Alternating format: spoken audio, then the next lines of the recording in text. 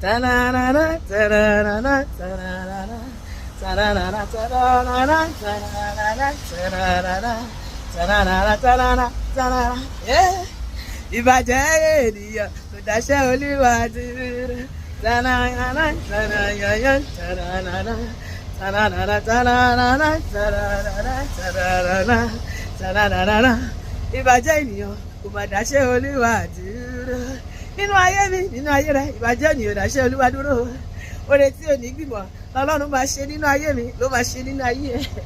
Àní ìbàjẹ́ ènìyàn kò dáṣẹ́ Olúwa dúró. Àwọn kan wá Ọlọ́run lọ, àwọn ìbò sínú afẹ́fẹ́, sínú òṣùpá. Nígbà tí wọ́n ò rí ní Ọlọ́run o, wọ́n bá sọ wípé ó sọ Ọlọ́run. Ta ló lè tún iṣẹ́ Olúwa wò kò bá sí ó sẹ́nìkan. Àwa máa dídì lọ́lọ́run. Gbàbí má gbàbẹ̀ ní gbàbẹ̀ má gbàbí bẹ́ẹ̀ ni. Ọlọ́run máa fi ọ̀rọ̀ ayé mi, ó máa fi rú ọ̀tá lójú àti ìwọ náà tó wù mí. Ó máa fi ọ̀rọ̀ ayé wa, ó máa fi ṣe mystery. Ó máa fi ṣe ṣọ́kà fáwọn ọ̀tá wa. Ta ló lè tún iṣẹ́ Olúwa wò kò sí ó sẹ́nìkan. Òṣó ló fẹ́ tún iṣẹ́ Olúwa wò. The more they look, the less they see. Kò sí kò sẹ́nìkan. Ṣé àjẹ́ ló fẹ́ tún iṣẹ́ Olúwa wò? Kò sí kò sẹ́nìkan.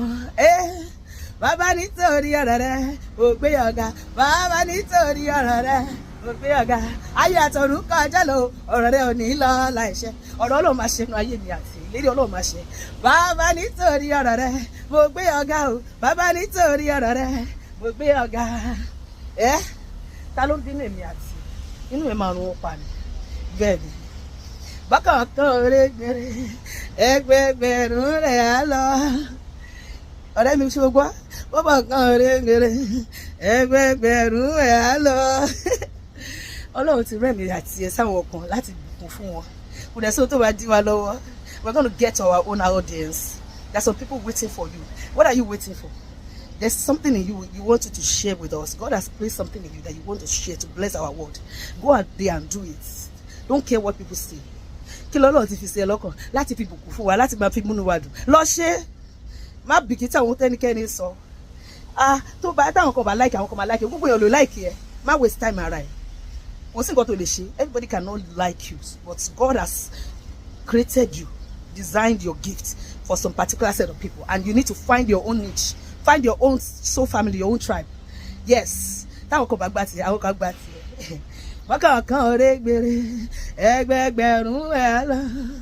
And he said, bí 80% ti ẹ dá láyé, tí wọ́n bá ti fẹ́ràn mi, èmi ti fi 20% tó kù sílẹ̀ kan máa gbé mú.